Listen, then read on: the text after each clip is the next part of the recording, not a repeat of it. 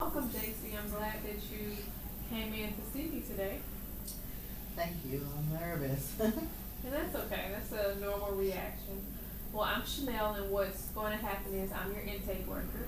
And so I'm going to ask you a lot of different questions just to kind of get a sense of who you are as a person, what brings you in today, and whatnot. Okay? Okay. And I appreciate you filling out the PTSD scale for us today because that gives us kind of a baseline or a starting point as to where you are and where your thoughts and things are, okay? Okay. So we appreciate you filling that out. So what brings you here to therapy today? Well, just having a lot of problems with, the transition, I guess, from being cooped up and captive all that time to now I have all these choices to make, and I'm free, but I don't really feel free, and I just don't want my daughters to. Uh, I don't want them to experience what I experienced and Okay. miss all of the important milestones and important things in their lives as they're growing up. Okay. I want them to experience those things that I didn't get to, and I just don't know how I'll be able to do that if Sure. I'm not able to, really be present with them and um, be in the moment of where we are now instead of being afraid and fearful because of what's happened in the past. Sure. And as you get further along in the therapeutic process, those are all areas where they're going to address and work with you on it. So I'm going to ask you kind of a little more background information questions, but know that those are definitely areas that are going to be focused on at some point, okay? Okay, I'll do my best. I don't know what I remember. Sure, sure. It's a lot, it sounds like. So tell me a little bit about yourself, JC. Well, I don't know where to start. I been in captivity for 18 years. Okay, I was 11 okay, when I was abducted.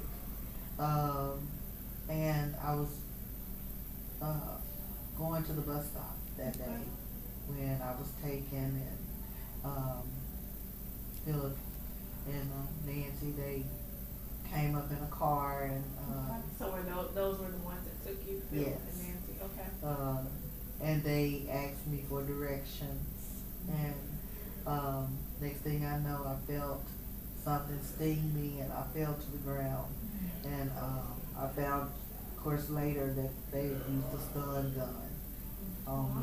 me, and I just remember trying to get away, trying to back out of, Sure. the situation, and the last thing I touched was a pine cone. Mm. I didn't know what it was at the time. It was just a prickly thing And then you found out that it was was sticking pine me. cone. Yeah, found out later it was a pine cone. That's interesting. Do you remember anything before 11? Before you were taken and held captive? What Oh was your yeah. life like before then? Oh, my mom. Loved my mom. Okay. Crazy about her, and we had just a really good, close relationship. Okay. And I have a baby sister. Well, Okay. she's not a baby anymore, Sure. but she was about 18 months old. So she was a little Oh tiny yeah. little sister. And I loved her. She was so much fun. I had a dog. Okay. So you Yeah, had a dog a cat.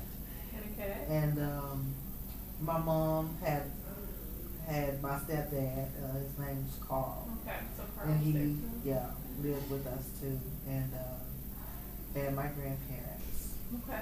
So, who do you consider? Would you consider your mom and then your sister, who's not so little anymore, and then you said your stepdad Carl, and then your dog and your cat and your grandparents? Would you consider them your family? Oh yeah, Your family absolutely. members? Is there any other people that you had when you were 11 that you were considered part of your family? My aunt.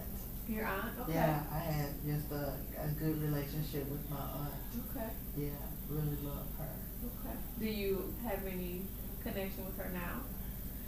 I haven't seen her, since all this happened, and right now I've only seen my mom Okay. and my sister, Okay. and so I'm just trying to, um, you know, see people as I can. Sure, Yeah. sure. So JC, you mentioned that you moved to Tahoe after a break-in. What can you tell me about it? What happened? Yeah, well, actually, we had a break-in our house and apartment that we were living in, and Carl thought that it would be best to move to Tahoe because it was a more small, exclusive area, and that it would provide a level of safety and comfort for us. But and so that's what happened. We moved, but um, but it's so strange because that's where I actually got kidnapped. And I used to walk to school, but an incident happened where some guys were driving in a car and they were yelling out of the car, and that really scared me. And so then Carl or my mom would take me to school, but then Carl kind of insisted that I start back walking to school, that everything would be okay. So I actually started back walking to school. So it sounds like you moved from Orange County because of a situation, a break-in that happened, and you moved to Tahoe for safety reasons, because it was a smaller community. And then the incident with the guys yelling out of the car, did that happen when you first moved to Tahoe? Yes. Okay. So that was a pretty scary incident. Yeah, it was pretty scary. I was maybe 9, 10. Okay. And then you said that Carl and your mom started taking you to school? Yes. Okay. They started giving me a ride to school. So you were fearful after that incident? I was very fearful. Okay. And then what happened that you transitioned to walking to school again? Well, Carl just kind of felt that, I should be over the fear and that everything would be okay. And he kind of said, this is a safe community and I would be okay. And so it really was kind of Carl. I don't know if it was just that he didn't want to take me to school anymore, but he felt that I would be okay. Tell me about your relationship with Carl. Kind of talk to me a little bit about that. Well, I just really don't think Carl liked me. He would always tease me about eating, and he treated me different from my little sister. And I really didn't have a relationship with my biological father. And I just felt like Carl always treated me different. Okay. And what was your mom in all of this while, these uncomfortable things with Carl was happening? Well, my mom was working, but I don't think I never really talked to her about how I felt about Carl, or that I felt like he treated me different. These are just things that I felt, and I kind of kept to myself. And did you feel like there was anyone besides your mom that you could go to and talk to and get support from? Just so young, I was really close to my aunt. Really great relationship with my aunt, but I never really told anybody about the feelings that I felt of being like an outcast. And what did you do with those feelings? I mean, how were you able to cope with having those feelings before you were kidnapped? How did you cope with that? I don't know if I really coped with it. I think I just didn't really. I would act like everything was okay around my family, but those were things that were always in the back of my mind. So Jexy, I know you said you haven't seen your aunt in a while, but how is your relationship with your mom, your sister, and your stepdad? Oh, I love my mom. I'm so happy to be back with her. You know, I missed her so much. You know, and of course, my sister's not little anymore. She's not a little girl. She's a grown up now, and so I'm really getting to know her, and I'm really enjoying that.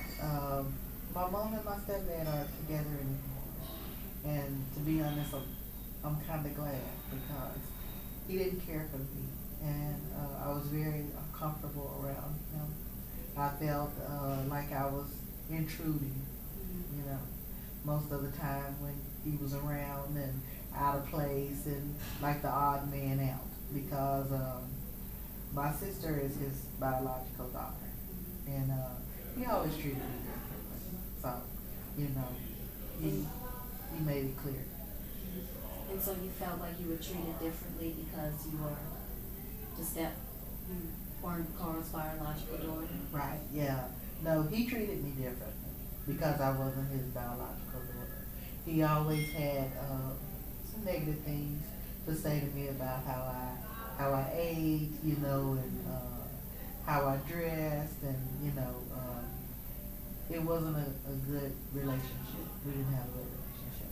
And so how did that make you feel? I felt bad.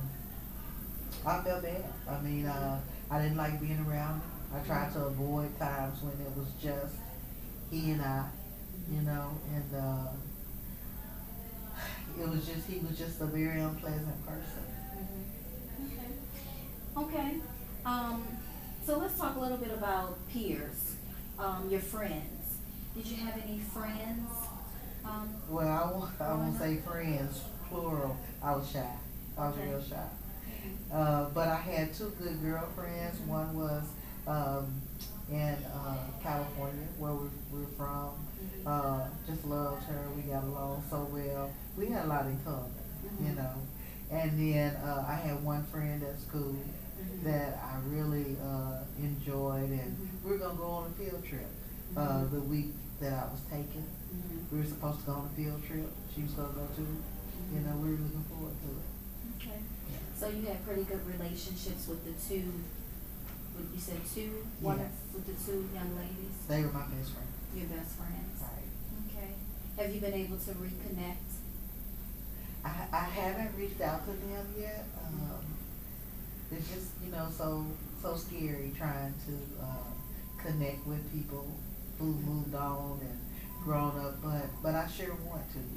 You know, I hope that I will one day after, you know, I kind of get back with my family and, you know, just trying to get used to being back home. I would like to know what happened to those girls, you know, if they're married or if they have children or if they're career women. I'd just like to know what happened to them. Okay, all right. And so,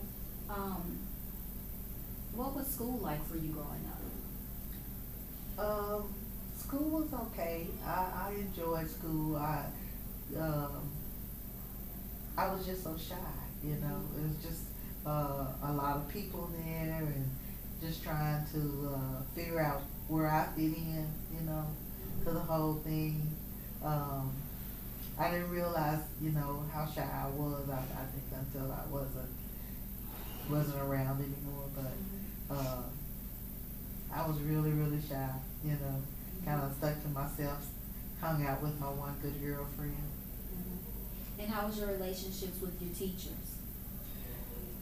Pretty good. There was a couple that I wasn't, you know, really fond of, but I mean, for the most part, I really enjoyed school.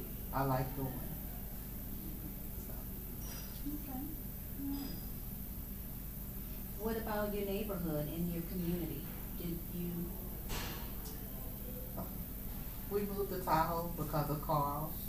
He wanted to Carl's my stepdad. He wanted us to live there.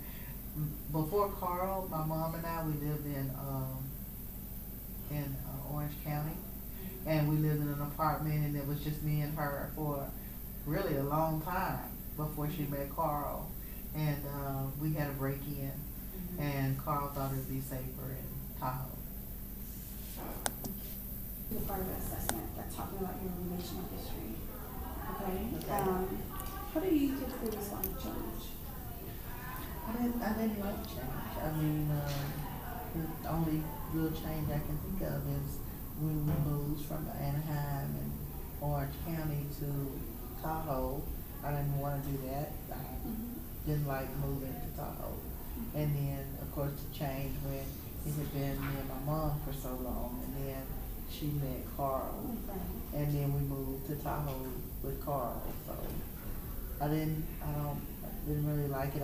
Didn't like leaving my friends, and I didn't like leaving my grandparents and moving here with Carl. So That must have been very difficult for you. it was, I didn't like it.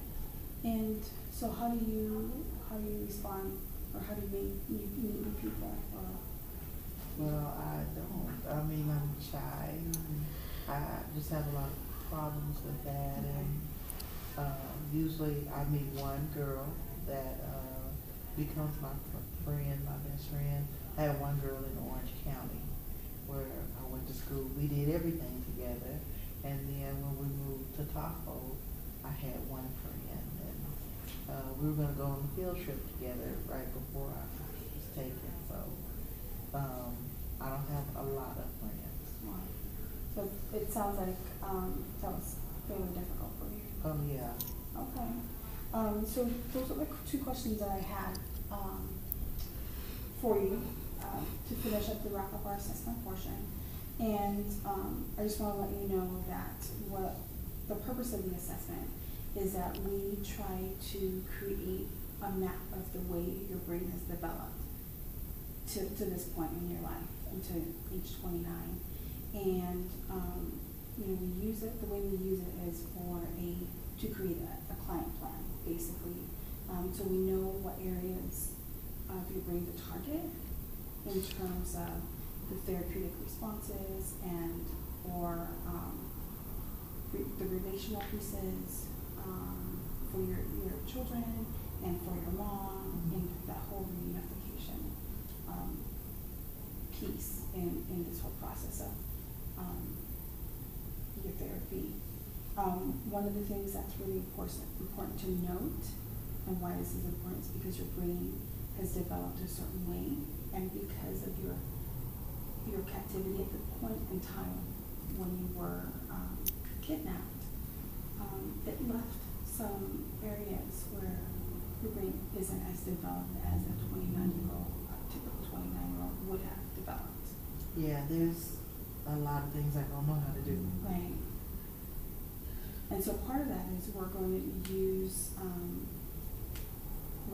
this as a way to address those specific areas of the brain to help you feel safe, to help you create some new habits, and use that to help you move forward. Do you have any questions for me? No, it would be interesting to see. So will I see my brain? Picture of my brain? Not an actual brain. It'll be a map of your brain. And we will use that picture of how your brain functions in creating a client plan. And what we want to do is we want to create something that is therapeutic for you and is very responsive to how you are, how you function today. Okay? That sound like a plan? Yes. Okay, great. Thank you so much.